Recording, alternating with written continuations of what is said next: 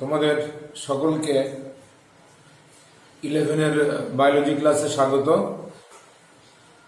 প্রতি সপ্তাহে আমি একটা করে 11-এর বায়োলজি ক্লাস নিয়ে থাকি এবং তোমাদের এর আগে আমি বলেছিলাম যে ইউনিট 1-এর যে চ্যাপ্টারগুলো রয়েছে সেগুলোই আমি তোমাদের পড়াবো। তা ইউনিট 1-এর মধ্যে যে তৃতীয় চ্যাপ্টার রয়েছে, তৃতীয় চ্যাপ্টারের মধ্যে রয়েছে ক্লাসিফিকেশন, তাই তো? ক্লাসিফিকেশন, জীবজগতের শ্রেণীবিন্যাস। এই জীবজগতের শ্রেণীবিন্যাসের মধ্যে আমি উদ্ভিদ রাজ্য বা প্লান্টি পর্যন্ত আলোচনা করেছিলাম। সেখানে লাস্ট কি ছিল? অ্যাঞ্জিওস্পার্ম, অর্থাৎ গুপ্তবীজী উদ্ভিদ। গুপ্তবীজী উদ্ভিদের মধ্যে একবীজপত্রী এবং দ্বিবীজপত্রী এ দুটো আমি আলোচনা করেছিলাম এবং এদের মধ্যে কি পার্থক্য সেটাও আমি আলোচনা করেছিলাম। আজকে যে অংশ আলোচনা করতে চলেছি সেটা কিন্তু ওই পঞ্চরাজ্যের বা 5 কিংডম ক্লাসিফিকেশনের অন্তর্গত। ঠিক ফাঙ্গি বা ছত্রাক রাজ্যের পরে লাইকেন বলে একটা অংশ আমরা পেয়ে থাকি। লাইকেন, লাইকেন নামটা খুব কমন, তোমরা শুনেছ। আমাদের নিচু ক্লাসে পড়া হয় একটা মিথজীবী আইডিয়াল উদ্ভিদের উদাহরণ হলো লাইকেন, যেখানে শৈবাল এবং ছত্রাক একসাথে সহাবস্থান করে এবং পুষ্টি পদার্থের আদান প্রদানের মাধ্যমে তারা বেঁচে থাকে। এটা কিন্তু আইডিয়াল মিথজীবিতার উদাহরণ বা সিম্বায়োসিসের উদাহরণ। তা লাইকেনের ডেফিনেশন একটু জানতে হবে। লাইকেনের যদি ডেফিনেশন দেওয়া হয় তাহলে আমরা খুব সংক্ষেপে বলতে পারি অ্যালগি এবং ফাঙ্গি, অর্থাৎ শৈবাল এবং ছত্রাকের মিথজীবী সমন্বয়ে গঠিত বিশেষ প্রকৃতির সমাঙ্গদেহী জীবগোষ্ঠীকে আমরা লাইকেন বলে থাকি। দেখো, শৈবাল এবং ছত্রাক নামক জীবদের সমন্বয়ে গঠিত মিথজীবী প্রকৃতির সমাঙ্গদেহী উদ্ভিদগুলোকেও আমরা সংক্ষেপে লাইকেন বলতে পারি। এদের দেহ মূল কাণ্ড পাতাতে বিভক্ত নয়, এই জন্য এদেরকে অনেকটা সমাঙ্গদেহী উদ্ভিদের সঙ্গে তুলনা করা হয়। তাই লাইকেনের একটা কমপ্লিট ডেফিনেশন তোমরা একটু মাথায় রাখবে। এই লাইকেন শব্দটা, লাইকেন শব্দটা বিজ্ঞানী ঠিক বলবো না, আমরা উদ্ভিদবিদ্যার যে জনক থিওফ্রাস্টাস, লাইকেন শব্দটা সর্বপ্রথম থিওফ্রাস্টাস নামক বিজ্ঞানী ব্যবহার করেছিলেন। থিওফ্রাস্টাসকে বলা হয় উদ্ভিদবিদ্যার জনক। এছাড়াও অন্যান্য অবদানও জীবন বিজ্ঞানী থিওফ্রাস্টাসের আছে। ইনি প্রথম লাইকেন শব্দটা জীবন বিজ্ঞানে, দ্যাট ইজ বায়োলজিতে ইউজ করেছিলেন। তাই লাইকেনের দেহে দুটো অংশ থাকে। লাইকেনের দেহে দুটো অংশ থাকে, দেহাংশ। লাইকেনের দেহে দুটো অংশ থাকে। একটাকে বলা হয় শৈবাল অংশ বা শ্যাওলা, শৈবাল অংশ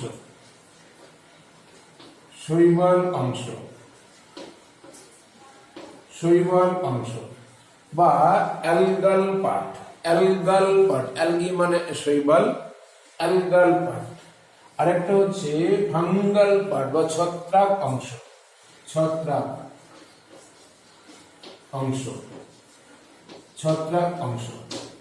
এই যে ফাঙ্গাল অংশ আর অ্যালগাল অংশ, এই যেটা শৈবাল অংশ, এরা স্বভোজী অংশ। এদের ক্লোরোফিল অংশ থাকে এবং নিজের দেহে খাদ্য তৈরি করতে পারে। এটাকে বলা হয় ফাইকোবায়ন্ট। দেখো, ফাইকোলজি মানে শৈবাল বিদ্যা, এটাও একটু মনে রাখার চেষ্টা করবে। আর ছত্রাক অংশকে বলা হয় মাইকোবায়ন্ট। মাইক্রোবায়োন্ট, মাইকোলজি মানে ছত্রাক বিদ্যা, মাইকোলজি মানে ছত্রাক বিদ্যা, সেখান থেকে মাইক্রোবায়োন্ট শব্দটা আনা হয়েছে। এটা হচ্ছে স্বভোজী, এটা হচ্ছে পরভোজী। শৈবাল অংশ সালোক সংশ্লেষের মাধ্যমে খাদ্য তৈরি করে, আর সেই সংশ্লেষিত খাদ্য শৈবাল তো নিজের কাজে ব্যবহার করে এবং ছত্রাককে দিয়ে থাকে। ছত্রাক শৈবালের তৈরি খাদ্য নিয়ে বেঁচে থাকে। তাহলে প্রশ্ন হলো, ছত্রাক কি করে থাকে? ছত্রাক শৈবালকে জল দেয়, সংশ্লিষ্ট বাসস্থান থেকে, যেখানে এরা বসবাস করে সেখান থেকে জল শুষে নিয়ে দেয় এবং খনিজ লবণ দেয়। তাহলে এরা পুষ্টি পদার্থের মধ্যে খনিজ লবণ এবং জল দিচ্ছে কাকে? শৈবালকে। আর শৈবাল খাদ্য তৈরি করে ছত্রাককে দিচ্ছে, তার মানে পুষ্টি পদার্থের কমপ্লিট আদান প্রদানের মাধ্যমে লাইকেনের কিন্তু বেঁচে থাকা সম্ভব হয়। এটা একটা কমপ্লিট মিথজীবিতার উদাহরণ, এটা একটু মাথায় রাখবে। বিজ্ঞানী স্মিথ এই শৈবাল এবং ছত্রাকের সহাবস্থানকে প্রভু এবং ভৃত্যের সঙ্গে তুলনা করেছিলেন। প্রভু এবং একে প্রভু বলা হয়, কে বলা ভৃত্য। এ খাবার তৈরি করে, সেই খাবার অর্থাৎ ছত্রাক সংগ্রহ করে বেঁচে থাকে। মানে একদিকে মাস্টার, আরেকদিকে স্লেভ। মাস্টার এবং স্লেভ মানে প্রভু এবং ভৃত্যের মধ্যে যে রিলেশন, লাইকেনের শৈবাল এবং ছত্রাকের মধ্যে সেই রিলেশনের সঙ্গে তুলনা করেছিলেন বিজ্ঞান স্মিথ। 1973 সাল। এই যে এদের যে পুষ্টি পদ্ধতি, বিজ্ঞান স্মিথ আবার বলেছিলেন হেলোটিজম। বিজ্ঞান স্মিথ এই যে পুষ্টি পদ্ধতি লাইকেনের, যেখানে প্রভু এবং ভৃত্যের সম্পর্কের সঙ্গে তিনি তুলনা করেছেন, এটাকে হেলোটিজম বলেছিলেন বিজ্ঞান স্মিথ। এটা একটু মাথায় রাখলে খুব ভালো হয়। আরেকটা কথায় মাথায় রাখবে যে লাইকেনের যে নিউট্রিশন বা পুষ্টি পদ্ধতি, একে আবার বায়োট্রফিক বলা হয়। বায়ো মানে দুই, ট্রফিক মানে এখানে পুষ্টি। বায়োট্রফিক বলা হয়, কারণ এরা কিন্তু পুষ্টি পদার্থের ভাগিদারি। এরা যে পুষ্টি পদার্থ তৈরি করছে, অর্থাৎ শৈবাল, সে কিন্তু নিজের কাজে ব্যবহার করছে। আবার সেই পুষ্টি পদার্থগুলো ছত্রাকও কিন্তু শৈবালের কাছ থেকে নিয়ে পুষ্টিক্রিয়া সম্পন্ন করছে। এই হিসাবে বায়োট্রফিক নিউট্রিশন বা এদের পুষ্টি পদ্ধতিকে বায়োট্রফিক বলা হয়। এটাও একটা কথা মাঝে মধ্যে কিন্তু আমরা পেয়ে থাকি। লাইকেন পড়তে গেলে, মানে লাইকেনের ডেফিনেশনের সঙ্গে আমি যে অংশগুলো আলোচনা করলাম সেগুলো একটু মনে রাখার চেষ্টা করবে। এরপরে চলে আসি যে লাইকেনের স্যালিয়েন্ট ফিচার বা মুখ্য বৈশিষ্ট্য। ব্ল্যাকবোর্ডের দিকে তাকিয়ে দেখো, আমি যে অংশগুলো লিখেছি লাইকেনের মধ্যে ডেফিনেশন এবং তার এক্সপ্লানেশনটা আমি তোমাদেরকে দিয়ে দিয়েছি। স্যালিয়েন্ট ফিচার অর্থাৎ মুখ্য কিছু বৈশিষ্ট্য আছে, এটা তোমাদের পড়তে হবে। তাছাড়াও পড়তে হবে ক্লাসিফিকেশন অফ লাইকেন, আর লাইকেনের থ্যালাস কেমন টাইপের হয় সেটা জানতে হবে। লাইকেনের জনন পদ্ধতি অতি সংক্ষেপে একটু জেনে রাখলে কোনো ক্ষতি নেই, পরীক্ষায় খুব একটা আসে না। ইকোনমিক ইম্পর্টেন্ট, খুব পরীক্ষা আসে, অর্থাৎ এখানে প্রথমটা, দ্বিতীয়টা, আর এদিকে ইকোনমিক ইম্পর্টেন্ট 6। এই অংশগুলো খুব ভালো করে পড়বে, 1, 2 এবং 6। 1, 2, 6 খুব পরীক্ষায় আসে। ওই 1 নম্বর বা 2 নম্বর করে এসে থাকে, এটাতে বড় প্রশ্ন আসে না। তাহলে চলে আসবো লাইকেনের উল্লেখযোগ্য বৈশিষ্ট্যগুলো, মেন ফিচার, সালিয়েন্ট ফিচার। এদের দেহ শৈবাল এবং ছত্রাকের সমন্বয়ে গঠিত, এটা একটু মাথায় রাখবে। তাছাড়া এদের লাইকেনের যে দুটো অংশ থাকে, শৈবাল এবং ছত্রাক, পুষ্টির ব্যাপারে এরা পরস্পর ভিন্ন প্রকৃতির। শৈবাল অংশ খাদ্য তৈরি করতে পারে, ছত্রাক অংশ খাদ্য তৈরি করতে পারে না। ছত্রাক জল এবং খনিজ লবণ শৈবালকে দেয়, শৈবাল খাদ্য তৈরি করে, সেই খাদ্য শৈবাল নিজেদের কিছু কাজে ব্যবহার করে, বাকিটা মানে ছত্রাক প্রয়োজন বুঝে শৈবালের থেকে সংগ্রহ করে। 2 নম্বর। 3 নম্বর পয়েন্টে চলে আসি। এদের দেহে যে খাবারটা তৈরি হয়, লাইকেনের দেহের যে শৈবাল, তার কার্বোহাইড্রেট জাতীয় খাবার তৈরি হয়, কার্বোহাইড্রেট বা শর্করা জাতীয় খাবার তৈরি হয়। এদের জনন 3 রকম পদ্ধতিতে হতে পারে। রিপ্রোডাকশন 3টে পদ্ধতিতে হতে পারে: অঙ্গজ, অযৌন এবং যৌন জনন। অঙ্গজ, অযৌন এবং যৌন জনন। অঙ্গজ জনন প্রধানত রেণু দিয়ে হয়ে থাকে। এই অঙ্গজ জনন প্রধানত খণ্ডী ভবন দ্বারা হয়ে থাকে, ফ্র্যাগমেন্টেশন, খণ্ডী ভবন বা ফ্র্যাগমেন্টেশন দিয়ে হয়ে থাকে। ওকে। আর অযৌন জনন বিশেষ ধরনের রেণু উৎপাদনের দ্বারা হয়ে থাকে, বিশেষ ধরনের রেণু উৎপাদনের দ্বারা হয়ে থাকে। এদের যে বিশেষ ধরনের রেণু উৎপাদনের মাধ্যমে যে অযৌন জনন হয়ে থাকে, তাদের মধ্যে উল্লেখযোগ্য হচ্ছে সোরিডিয়া। This is one type of asexual unit of lichen, অর্থাৎ লাইকেনের অযৌন রেণু। এছাড়া ইসিডিয়া হতে পারে, isidia one type of spore, asexual unit of lichen। এছাড়া পিকনিডিওস্পোরও হতে পারে। এই যে সোরিডিয়া, তারপরে ইসিডিয়া, তারপরে পিকনিডিওস্পোর, এই অযৌন রেণুর মাধ্যমে কোন লাইকেন গুলো অযৌন জনন পদ্ধতিতে বংশ বিস্তার করে থাকে। আর যেটা যৌন জননও এদের দেহে দেখা যায়। যৌন জননের মধ্যে বেশিরভাগ ক্ষেত্রে যৌন জনন পদ্ধতি যদি আমরা একটু উল্লেখ করে দেখি, তাকে স্পার্মোগোনিয়াম এবং কার্পোগোনিয়াম উৎপাদনের মাধ্যমে ঘটে থাকে। স্পার্ম মানে শুক্রাণু, এটা পুংজনন অঙ্গের সঙ্গে তুলনা করা হয়। স্পার্মোগোনিয়াম, স্পার্ম থেকে কতটা আনা হয়েছে, মানে অনেকটা শুক্রাণু বা স্পার্ম তৈরি করে, তার সঙ্গে রিলেটেড বলে স্পার্মোগোনিয়াম কতটা আনা হয়েছে। আর কার্পোগোনিয়াম মানে এটা স্ত্রী জননাঙ্গের সঙ্গে অনেকটা রিলেটেড। এদের অনেকটা স্ত্রী জননাঙ্গের সঙ্গে রিলেটেড বলে ধরে নেওয়া হয়। এই স্পার্মোগোনিয়াম এবং কার্পোগোনিয়াম উৎপাদনের মাধ্যমে এদের যৌন জনন সম্পন্ন হয়। যৌন জননের ফলে যে উৎপন্ন অঙ্গটা তাকে বলে ফ্রুট বডি। এদের আবার 2টো টাইপের হতে পারে। একটাকে বলা হয় অ্যাপোথেসিয়াম, আর একটাকে বলে পেরিথেসিয়াম।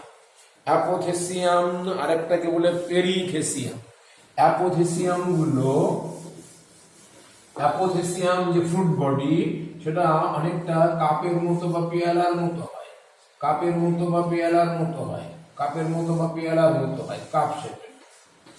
বা পেয়ালার মতো হয়। আর যেটা পেরিথেসিয়াম, সেটা ফ্ল্যাক্সের মতো হয়, ফ্ল্যাক্স শেপেড হয়ে থাকে, ফুলদানির মতন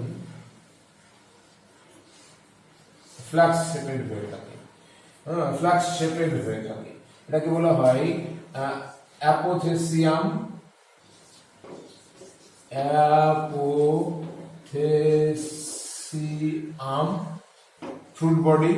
ফ্রুট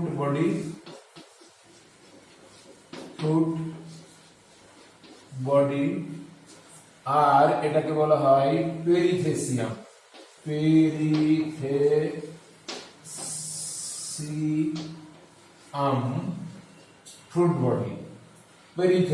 ফ্রুট বডি উভয় ক্ষেত্রেও কিন্তু কমন।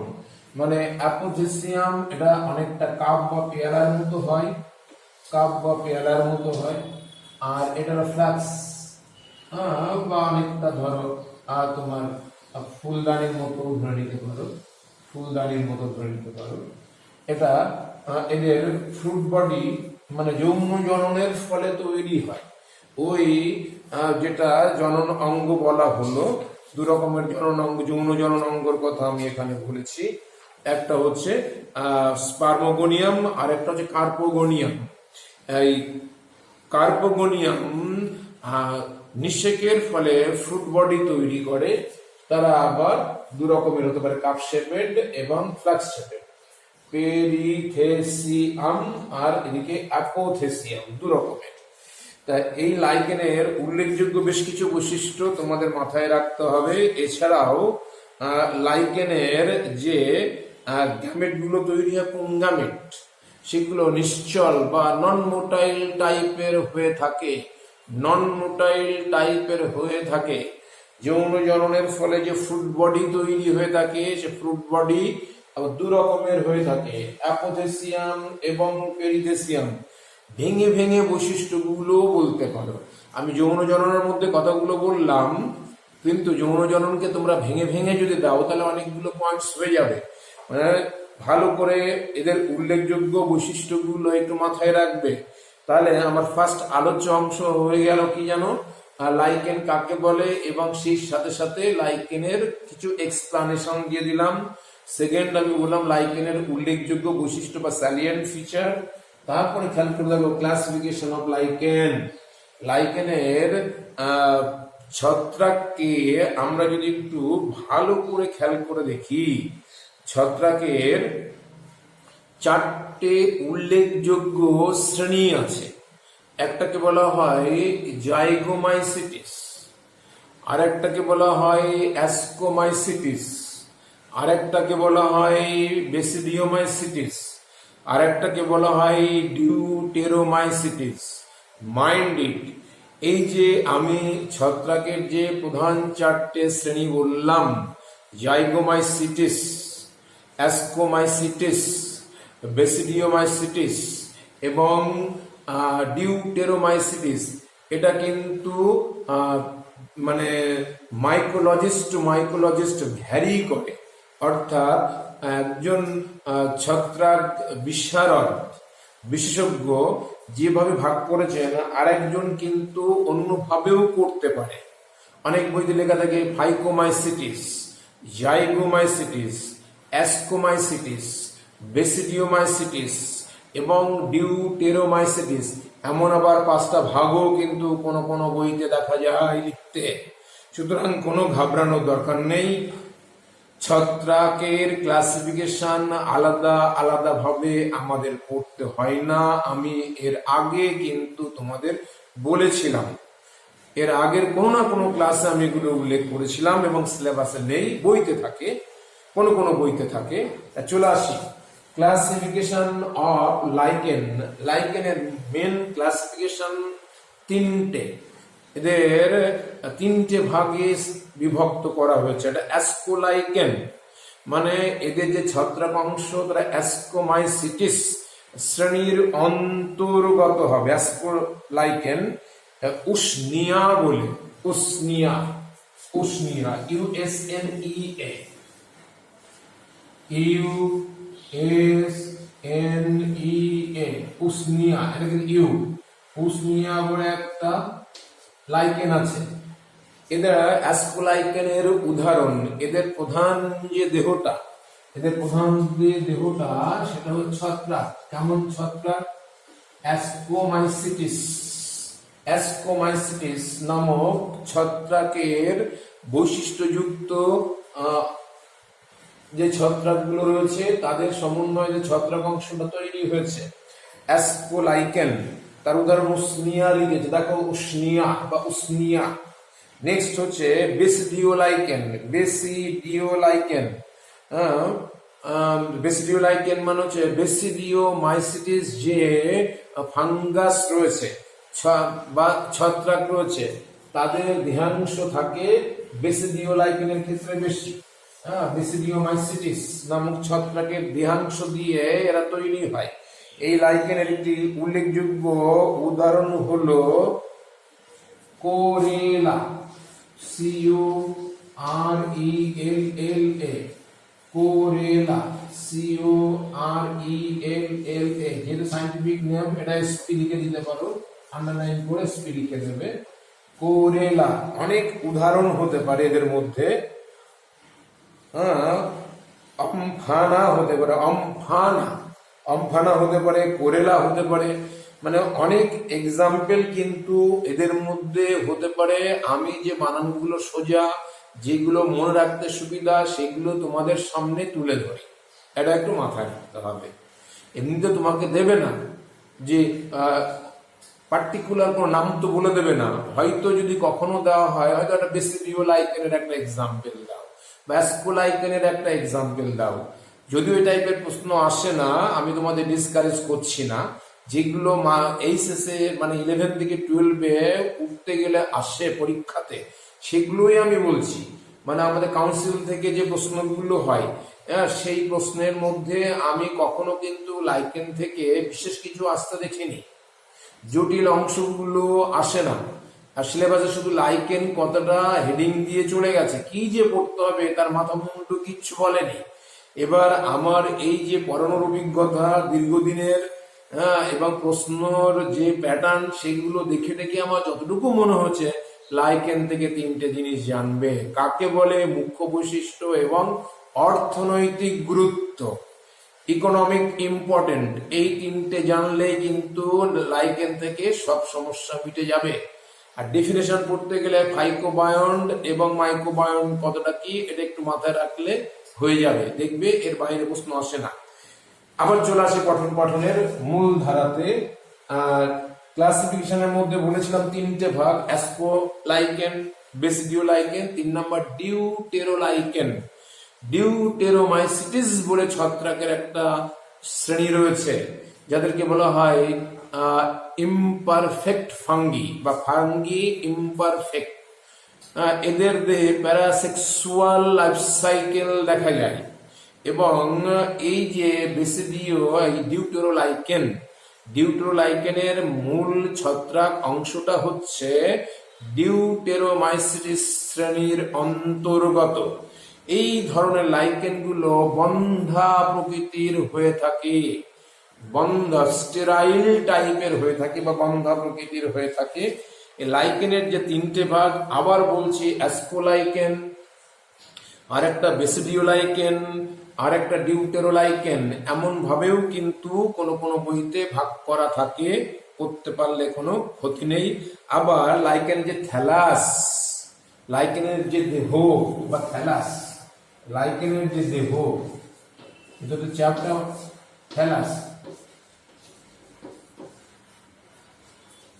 লাইকেনের যে দেহ বা থ্যালাস, এই যে লাইকেনের দেহ বা থ্যালাস, এদের যে দেহ বা থ্যালাস, সেই থ্যালাসের গঠন অনুসারে কিন্তু কোন কোন বইতে আবার তোমরা 3টে ভাগ দেখতে পাবে। ক্রাস্টোজ বলে একটা অংশ পাবে, অনেকটা চ্যাপ্টা, থ্যালাসটা চ্যাপ্টা, পাতলা এবং অখণ্ডিত প্রকৃতির হয়ে থাকবে। এই থ্যালাসগুলো চ্যাপ্টা, পাতলা এবং অখণ্ডিত প্রকৃতির হয়ে থাকবে। গাছের কাণ্ডের ছালে এগুলো একটু বেশি দেখতে পাওয়া যায়, গাছের কাণ্ডের ছালে এই ধরনের লাইকেনগুলো একটু বেশি দেখা যায়। এই হচ্ছে ক্রাস্টোজ বলা হয়, ক্রাস্টোজ। গ্রাফিক বলে এক ধরনের লাইকেন আছে, গ্রাফিক, এরা ক্রাস্টোজের একটা এক্সাম্পল। আবার বলছে গ্রাফিক, GRAPHIC। ফোলিওজ লাইকেন, ফোলিওজ লাইকেনের ক্ষেত্রে এদের দেহের গঠনটা অনেকটা পাতার মতো হবে, অনেকটা গাছের পাতার মতো হবে, অনেকটা গাছের পাতার মতো হবে। ফোলিওজ লাইকেন অনেকটা গাছের পাতার মতন হবে, ফোলিওজ বেশ একটু প্রসারিত, ফোলিওজ গাছের পাতার মতো দেখতে হয়, ফোলিওজ লাইকেন। এদের মধ্যে একটা এক্সাম্পল তোমরা মনে রাখবে, জানথোরিয়া, জানথোরিয়া, জানথোরিয়া এদের মধ্যে একটা এক্সাম্পল হতে পারে। অনেকটা পাতার মতো, চ্যাপটা পুরু হয় এবং এদের সাইড গুলো কিন্তু একটু খণ্ডিত হতে পারে, সাইডগুলো অনেকগুলো খণ্ডে খণ্ডে বিভক্ত হতে পারে, পাতার মতো কিন্তু সাইডগুলো অনেক খণ্ডে খণ্ডে বিভক্ত। এটাকে আমরা বলছি ফোলিওজ। ফোলিওজ এক্সাম্পল কি বললাম?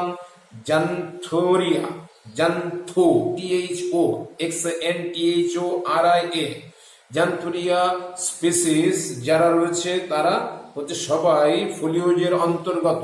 আরেকটা ভাগ আছে ফ্রুটিকোজ।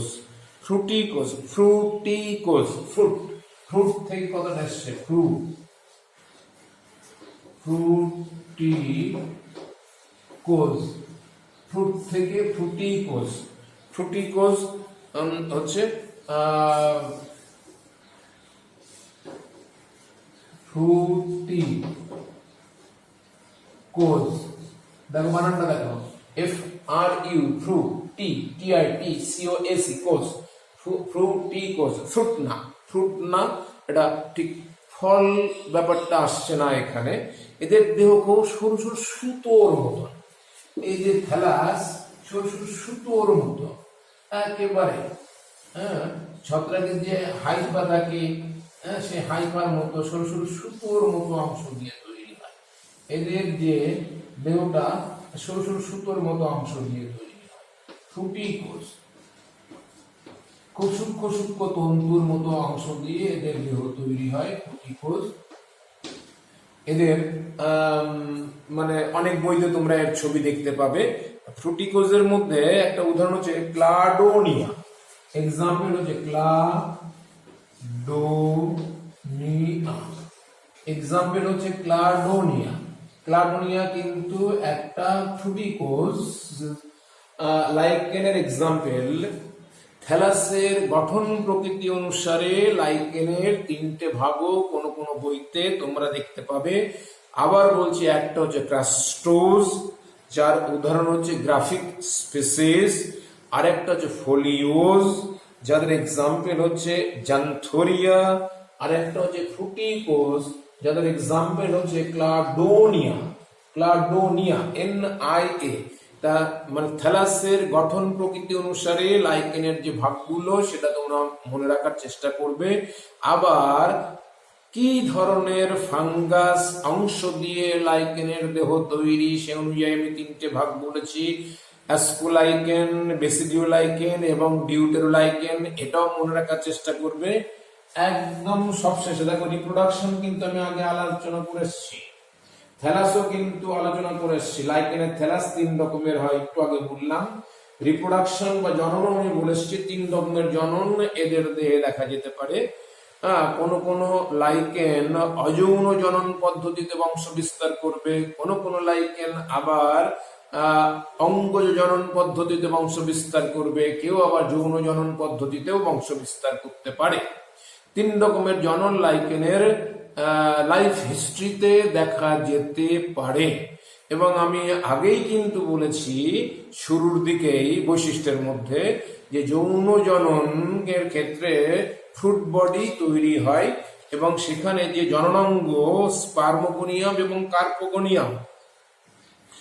অযৌন জননের ক্ষেত্রে রেণু দিয়ে হয়ে থাকে, সেটাও আমি একটু আগে এক জায়গায় বলেছি। এই রেণুগুলোর মধ্যে সোরোডিয়া হতে পারে, ইসিডিয়া হতে পারে, অথবা পিকনিডিওস্পোর হতে পারে, পিকনিডিওস্পোর। আর অযৌন অঙ্গজ জনন ফ্র্যাগমেন্টেশন বা খণ্ডি ভবন দিয়ে হতে পারে।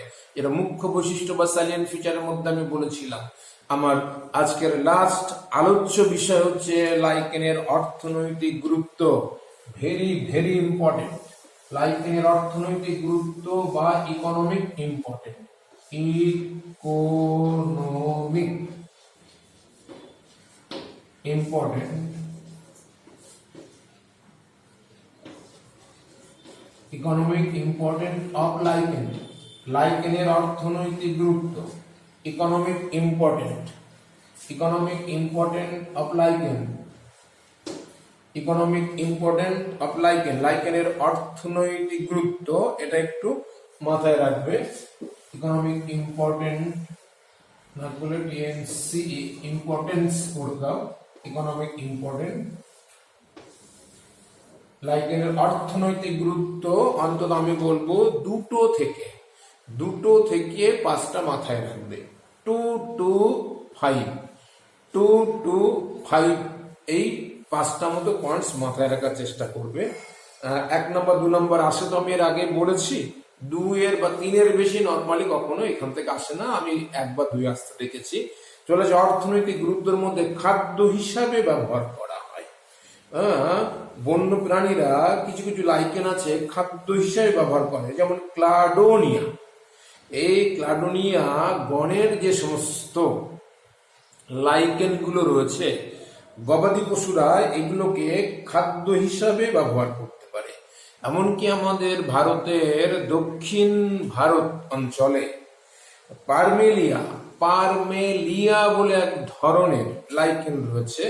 তার কোনো কোনো প্রজাতিকে দক্ষিণ ভারতের লোকেরা খাদ্য হিসাবে ব্যবহার করে। 2 নম্বর ডাই উৎপাদন বা রঞ্জক পদার্থ উৎপাদন। লাইকেন থেকে রঞ্জক পদার্থ তৈরি হয়, যে রঞ্জক পদার্থ দিয়ে কাপড় রং করতে ব্যবহার করা হয়। এমনকি অরসিন বলে এক ধরনের ক্রোমোজোমীয় রঞ্জক আছে, সেগুলো কিন্তু রোসেলা বলে এক ধরনের লাইকেন আছে, তার থেকে অরসিন বলে এক ধরনের বিশেষ রঞ্জক পদার্থ পাওয়া যায়, যেটা দিয়ে আমরা ক্রোমোজোমকে রঞ্জিত করে অণুবীক্ষণ যন্ত্রের নিচেই পরীক্ষা নিরীক্ষা করে দেখি। তোমরা খেয়াল করে দেখবে ক্রোমোজোমকে রঞ্জিত করার জন্য 2 রকমের রঞ্জক পদার্থ মেনলি ব্যবহার করা হয়, অরসিন এবং কার্মিন। একটাকে বলে অ্যাসিড অরসিন আর একটাকে বলা হয় অ্যাসিডো কার্মিন। এই অরসিন কিন্তু কিছুটা কোনো লাইকেন থেকে পাওয়া যায়, যেমন একটু আগে আমি বললাম রোসেলা নামক লাইকেন থেকে। আবার কাপড় রঙিন করার জন্য যে রঞ্জক পদার্থ অরসিল পাওয়া যায়, সেটা কিন্তু ওই রোসেলা থেকেও পাওয়া যেতে পারে। রোসেলা মানে ওই এমন একটা প্রজাতি রোসেলা মানে গণ, যার কোনো প্রজাতি থেকে যে রঞ্জক পাওয়া যায় সেটা কাপড় রঙিন করতে ব্যবহার করা যেতে পারে, আবার ক্রোমোজোমকে রঙিন করতেও কিন্তু পরীক্ষা নিরীক্ষাতে ব্যবহার করা যেতে পারে।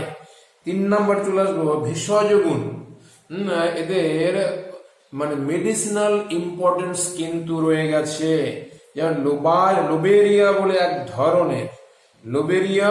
ধরনের লাইকেন আছে। লোবেরিয়া ডায়রিয়া রোগে ব্যবহার করা হয়, জ্বর হলে ব্যবহার করা হয়, জন্ডিস রোগ হলে ব্যবহার করা হয়, মৃগী রোগের ওষুধ তৈরিতে ব্যবহার করা হয়। আবার বলছি মানে মেডিসিনাল ইম্পর্টেন্ট বা ভেষজ গুণ হিসাবে বেশ কিছু লাইকেন ইউজ করা হয়। তার মধ্যে লোবেরিয়া LOBERIA, লোবেরিয়া